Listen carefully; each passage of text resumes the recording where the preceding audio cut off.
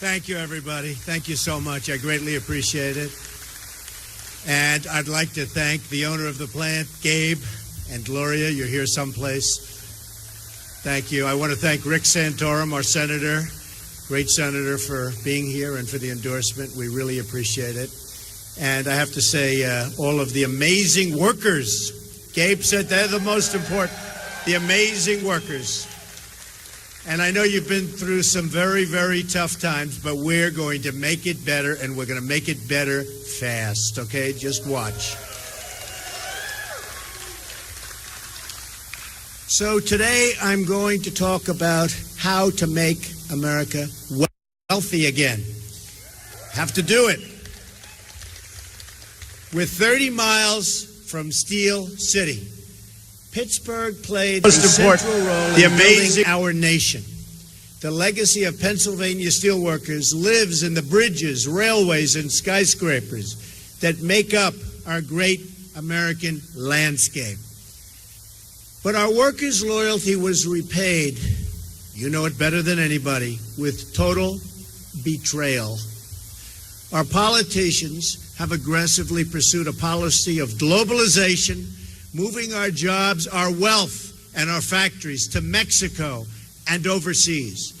Globalization has made the financial elite who donate to politicians very, very wealthy. I used to be one of them. Hate to say it, but I used to be one. But it's left millions of our workers with nothing but poverty and heartache.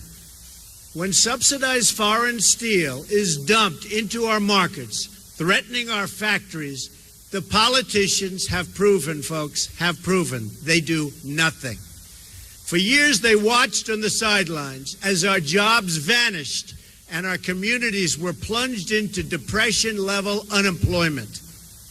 Many of these areas have still never recovered and never will unless I become president. Then they're going to recover fast. Our politicians took away from the people their means of making a living and supporting their families. Skilled craftsmen and tradespeople and factory workers have seen the jobs they love shipped thousands and thousands of miles away. Many Pennsylvania towns, once thriving and humming, are now in a state of total disrepair. This wave of globalization has wiped out totally our middle class. It doesn't have to be this way. We can turn it around, and we can turn it around fast.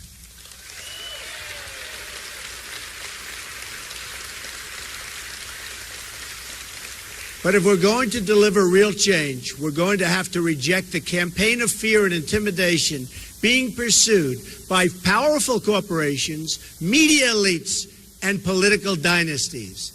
The people who rigged the system for their benefit will do anything and say anything to keep things exactly the way they are.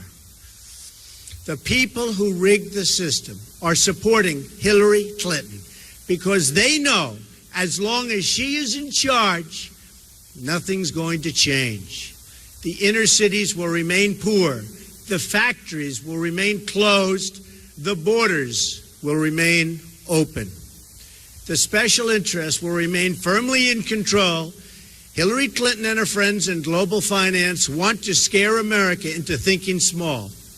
And they want to scare American people out of voting for the better future. And you have a great future, folks. You have a great future. These people have given her tens of millions of dollars. My campaign has the absolute opposite message.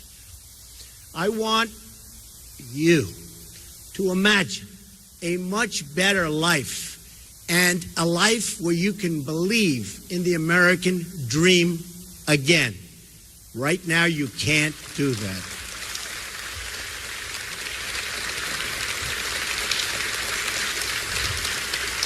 I want you to imagine how much better our future can be if we declare independence from the elites who led us from one financial and foreign policy disaster to another.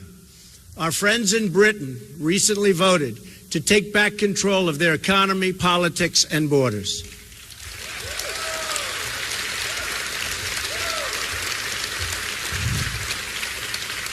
I was on the right side of that issue, as you know, with the people. I was there. I said it was going to happen. I felt it. While Hillary, as always, stood with the elites, and both she and President Obama predicted that one voted to take back control of their economy, politics, and borders.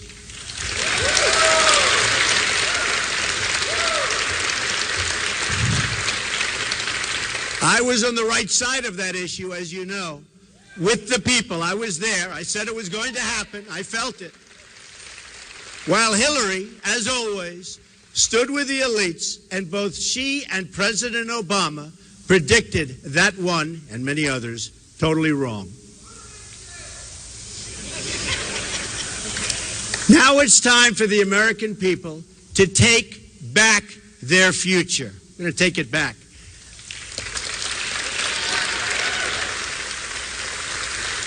That's the choice we face. We can either give in to Hillary Clinton's campaign of fear, or we can choose to believe again in America.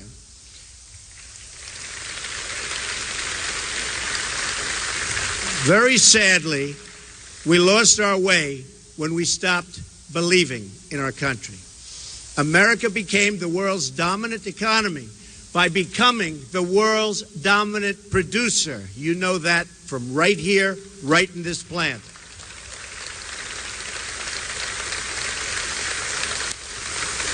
The wealth this created was shared broadly, creating the biggest middle class the world has ever known.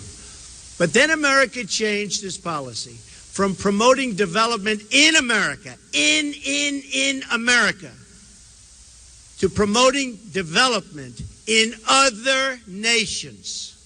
That's what's happening, and that's what's happened.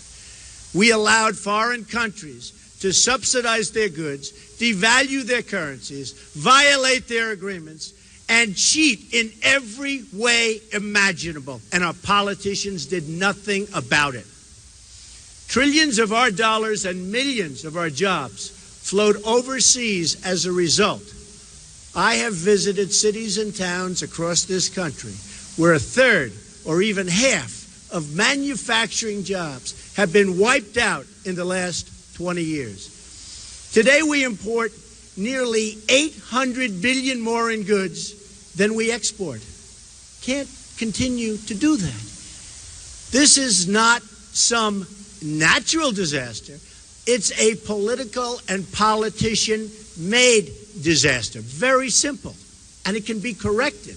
And we can correct it fast when we have people with the right thinking right up here. It is the consequence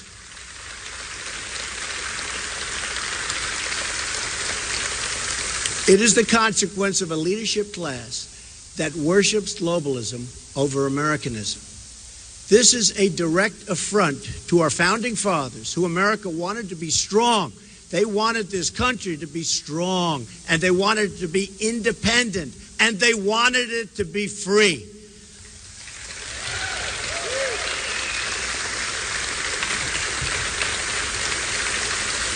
Our founding fathers understood trade much better than our current politicians, believe me. George Washington said that the promotion of domestic manufacturing will be among the first consequences to flow from an energetic government. Alexander Hamilton spoke frequently of the expediency of encouraging manufacturing in the United States.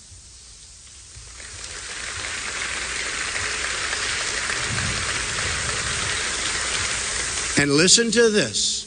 The first Republican president, Abraham Lincoln, warned that, quote, the abandonment of the protective policy by the American government will produce want and ruin among our people. He understood it much better than our current politicians. That's why he was Abraham Lincoln, I guess.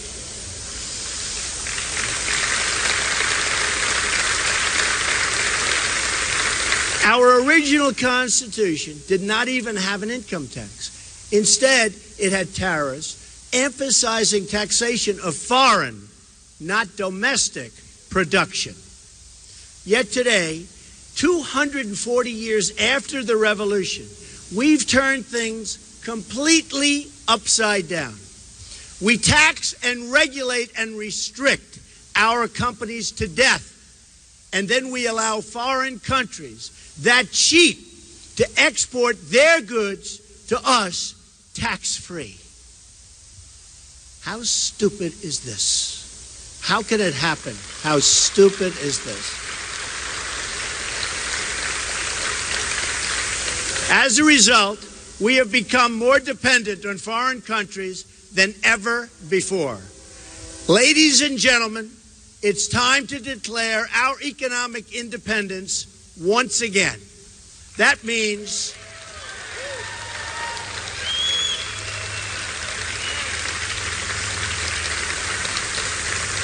voting for Donald Trump.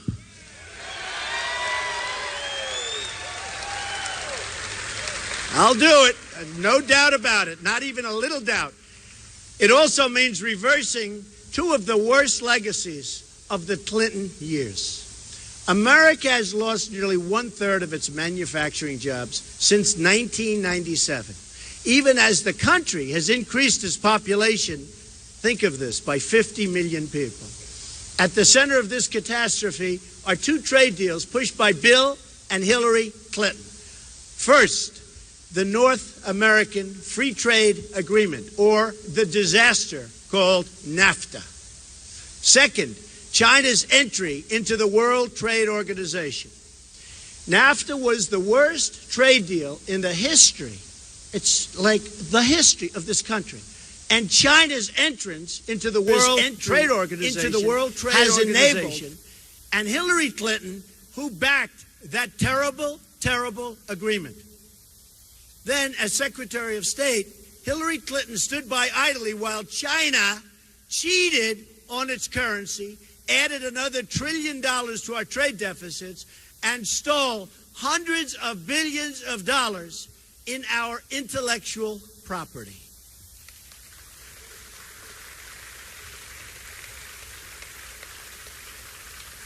And I've been talking about China for many years. And you know what? Nobody listened, but they're listening now. That I can tell you.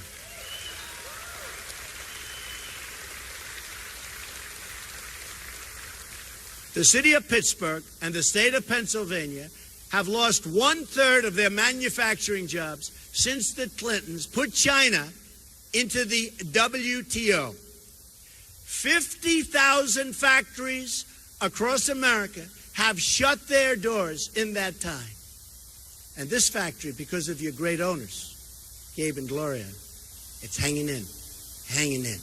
But they just told me it's not easy. Almost half of our entire manufacturing trade deficit in goods with the world is a result, and it's the result, of trade with China. It was also Hillary Clinton, as Secretary of State, who shoved us into a job-killing deal with South Korea. As reported by the Economic Policy Institute in May, this deal doubled our trade deficit with South Korea and destroyed nearly 100,000 American jobs. As Bernie Sanders said, Hillary Clinton voted for virtually every trade agreement that has cost the workers of this country millions of jobs.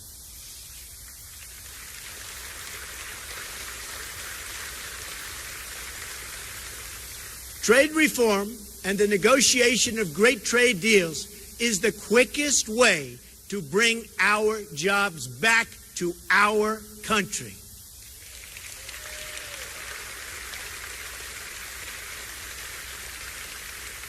To understand why trade reform creates jobs, and it creates a lot of them, We need to understand how all nations grow and prosper. Massive trade deficits subtract directly from our gross domestic product. From 1947 to 2001, a span of over 5 decades, our inflation-adjusted gross domestic product grew at a rate of 3.5%. However, since 2002, the year after we fully opened our markets to Chinese imports, that GDP growth rate has been cut in half. What does this mean for Americans? Not good. For every 1% of GDP growth we fail to generate in any given year, we also fail to create over 1 million jobs. What a waste, and what a sad, sad thing.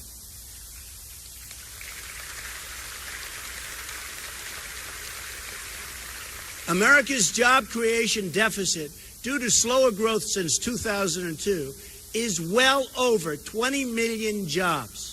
And that's just about the number of jobs our country needs right now to put America back to work at decent wages. Wages are very low because there's no competition, and they're going to go up because we're going to thrive again as a country.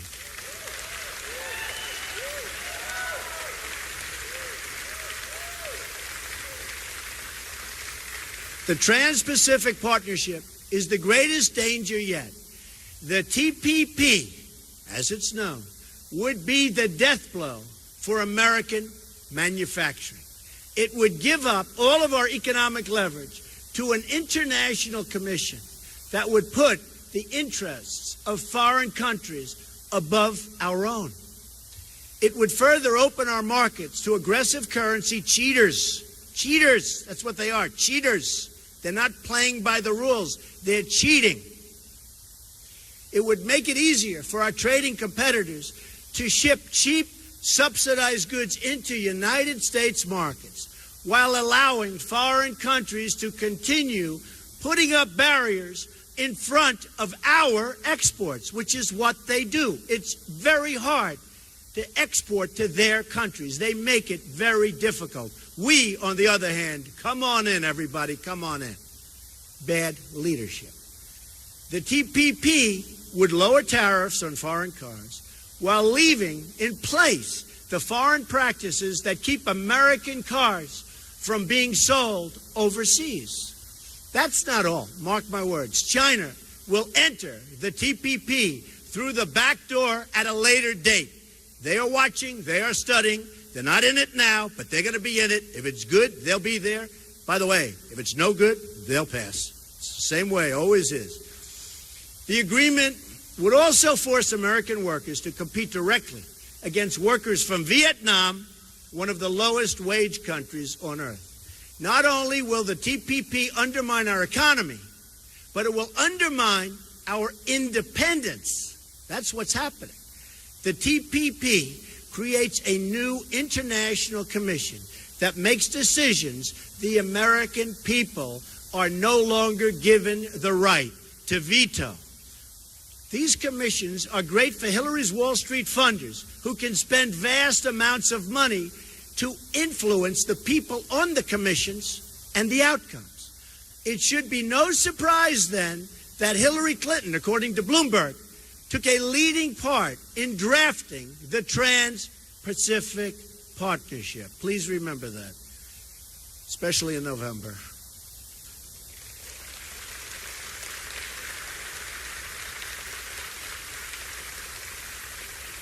She praised or pushed the TPP on 45 separate occasions and even called it the gold standard. Hillary Clinton was totally for the TPP just a short while ago. But when she saw my stance, which is totally against, she was shamed into saying she would be against it too.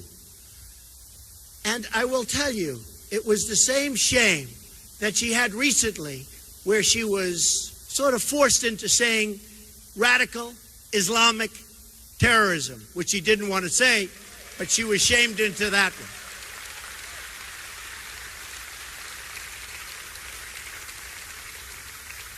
but have no doubt that she will immediately approve it if it's put before her. And that is guaranteed.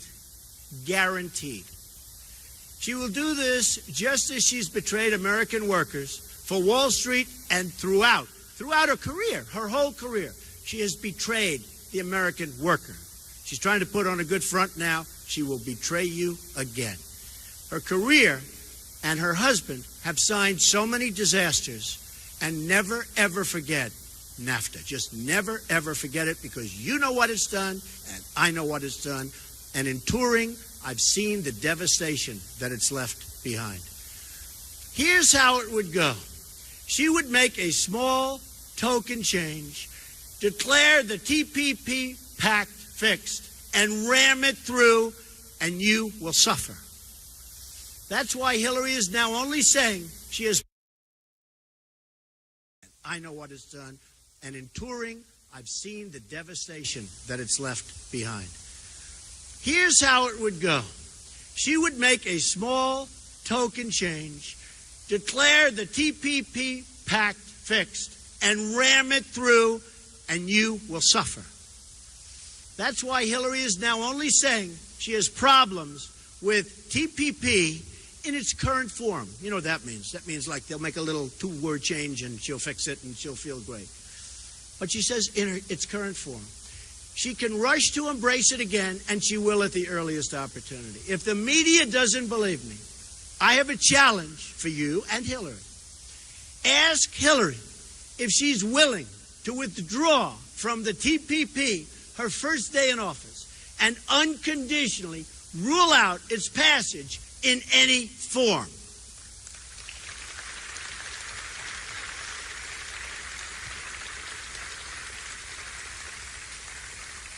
There is no way to fix TPP. We need bilateral trade deals. We do not need to enter into another massive international agreement that ties us up and binds us down like TPP does.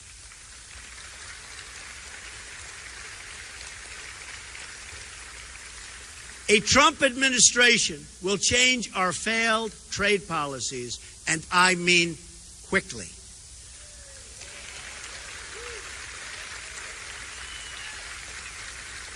Thank you. Here are 7 steps I would pursue right away to bring back our jobs. Number 1, I am going to withdraw the United States from the Trans-Pacific Partnership, which has not yet been ratified.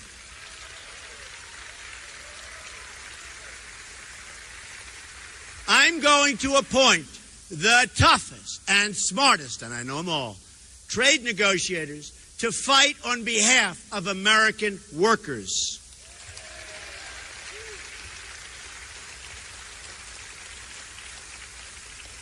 I'm going to direct the Secretary of Commerce to identify every violation of trade agreements a foreign country is currently using to harm you, the American worker.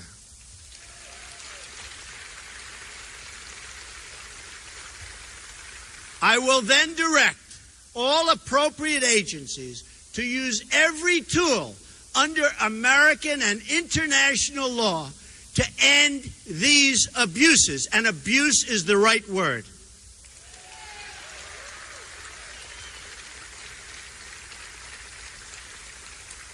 Number 4, I'm going to tell our NAFTA partners that I intend to immediately renegotiate the terms of that agreement to get a better deal by a lot, not just a little, by a lot for our workers.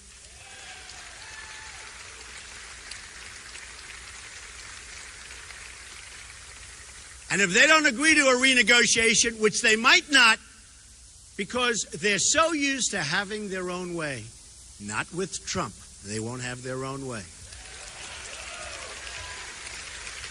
then I will submit under Article 2205 of the NAFTA agreement that America intends to withdraw from the deal.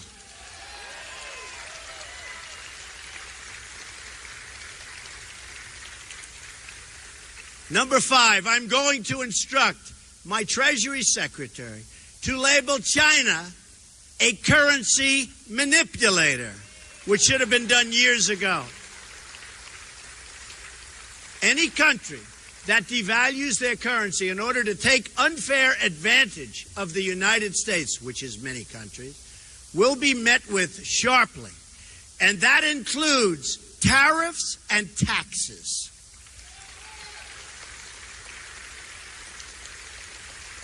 Number 6, I'm going to instruct the U.S. Trade Representative to bring trade cases against China, both in this country and at the WTO.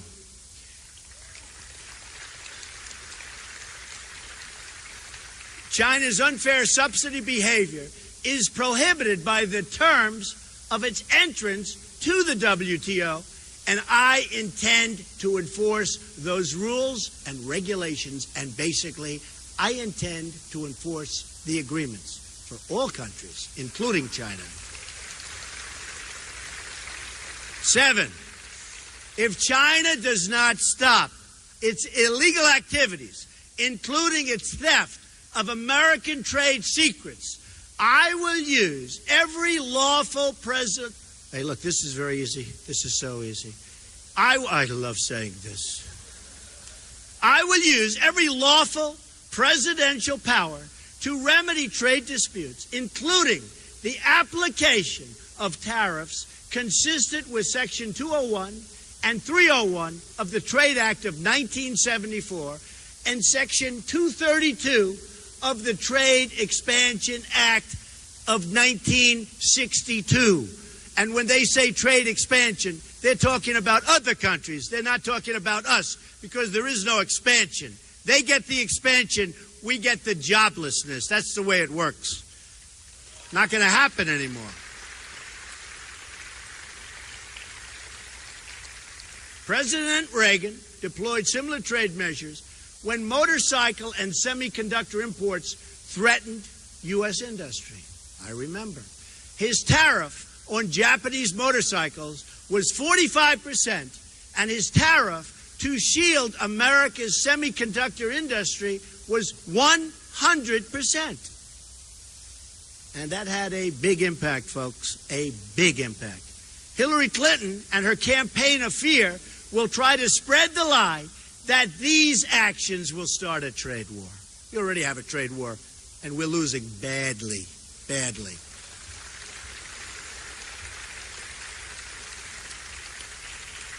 She has it completely backwards. Hillary Clinton unleashed a trade war against the American worker when she supported one terrible deal after another. From NAFTA to China to South Korea, it doesn't matter. No matter where she went, the American worker was hurt.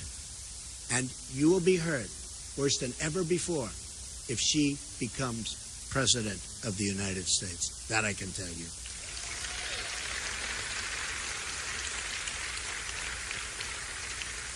A Trump administration will end that war by getting a fair deal for the American people and the American worker. The era of economic surrender will finally be over. It'll be over. You're not going to see it anymore. Although I can't guarantee it, because after me, they'll probably start doing it again. But we will have 4 and maybe 8 great productive years, and we'll never go back, and we'll make sure we never go back.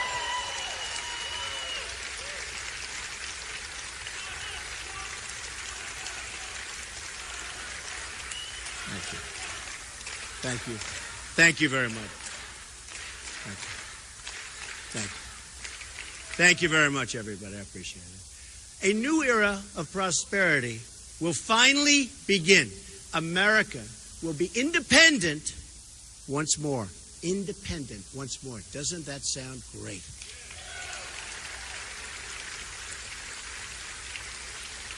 Under a Trump presidency, the American worker will finally have a president who will protect them and fight for them. We will stand up to trade cheating. Cheating. Cheaters, that's what they are. Cheaters. We will stand up to trade cheating Anywhere and everywhere, it threatens the American job.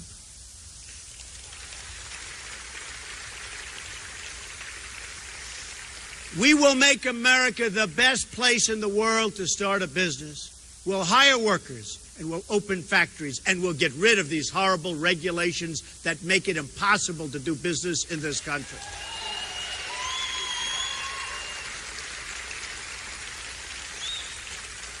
This will also include massive tax reform to lift the crushing burdens on American workers and businesses. We will also get rid of all of these rules and all of these problems and all of the bureaucracy which are destroying, absolutely destroying our job creation capacity, which we used to be the best in the world, and now we're getting close to the bottom, folks. We're getting close to the bottom. Many people think that these regulations are an even greater impediment than the fact that we are one of the highest taxed nations in the world. We're also going to fully capture America's tremendous energy capacity. This will create for our workers, and that's what we want, for our workers, growth for our economy, and begin reducing our budget deficits, which are massive. Yearly budget deficits, massive. Our trade deficits, we don't even want to talk about it. Our budget deficits are massive. Hillary Clinton wants to shut down energy production and shut down the mines, and she wants to shut down, and she said it just recently, she wants to shut down the miners. I want to do exactly the opposite.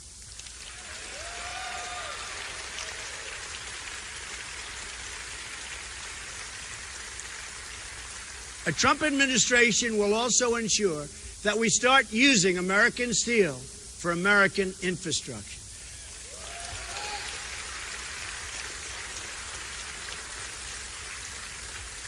And aluminum.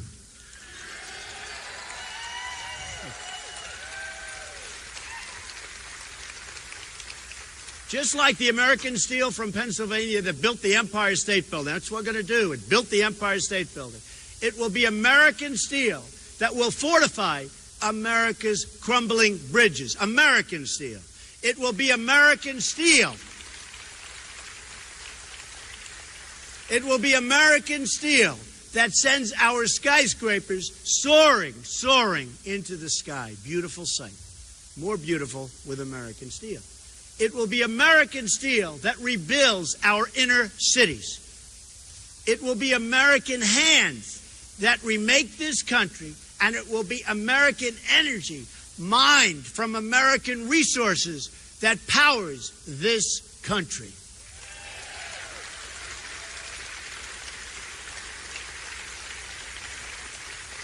It will be American workers who are hired to do the job. Nobody else, American workers. We are going to put American steel and aluminum back into the backbone of our country.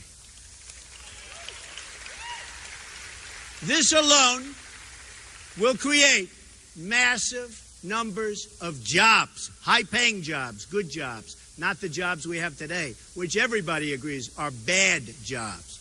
We're going to create massive numbers of good jobs. On trade, on immigration, on foreign policy, we are going to put America first again.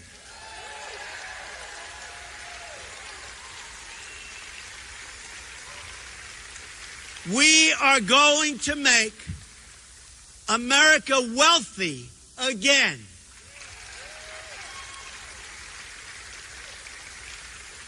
We are going to reject Hillary Clinton's policy of fear and her policy of absolute nonsense, because it's not working and it's grossly incompetent and we can't take it any longer, and we're not going to take it any longer.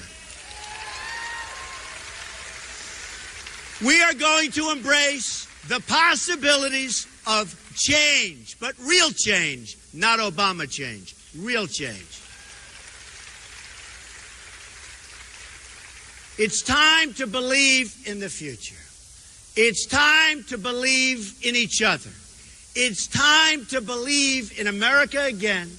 This is how we are going to make America great again for all Americans. For all Americans.